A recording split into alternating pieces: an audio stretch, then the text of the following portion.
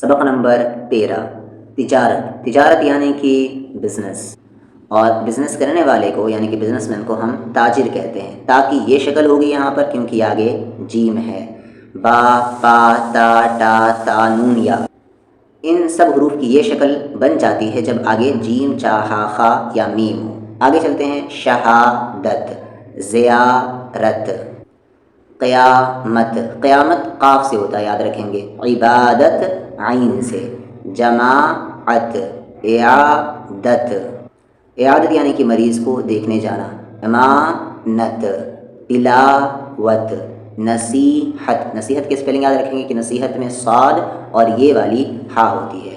اجازت، امامت، ہدایت۔ ہدایت یعنی گائیڈنس۔ مدینہ، عقیدہ۔ عقیدہ میں عین اور قاف، عقیدہ یعنی کہ بلیف۔ وسیلہ، نتیجہ، تماشا، تقاضا۔ دونوں کی سپیلنگ یاد رکھیں گے کہ اینڈ میں الف ہوتا ہے اور تقاضا میں قاف اور یہ ضاد۔ اشارہ، تعلیم۔ تعلیم کی سپیلنگ یاد رکھیں گے، تا عین ہوتا ہے۔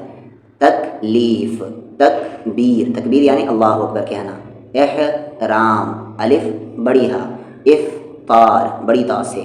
اشراق، اخلاص، الف خا اور اینڈ میں صاد۔ خیرات، تدبیر، تفسیر۔ اب یہاں پر چلتے ہیں فقرے پر اور جملے پر۔ فقرہ یعنی کہ فریز اور جملہ یعنی کہ سینٹنسز۔ حج کا احرام، عبادت کا طریقہ، یہ سارے الفاظ پیچھے آ چکے ہیں۔ مدینہ کی زیارت، قیامت کے دن سب سے پہلے نماز کا حساب ہوگا۔ عداوت کے سبب، عداوت یعنی کہ دشمنی، عداوت کے سبب، سبب یعنی وجہ، کسی پر ظلم نہ کرو۔ جو نصیحت نہیں سنتا وہ تکلیف اٹھاتا ہے۔ فرشتے اس گھر میں نہیں آتے جس میں کتا یا تصویر ہو۔ تصویر کے سپیلنگ یاد کریں گے، تا صاد ہوتا ہے۔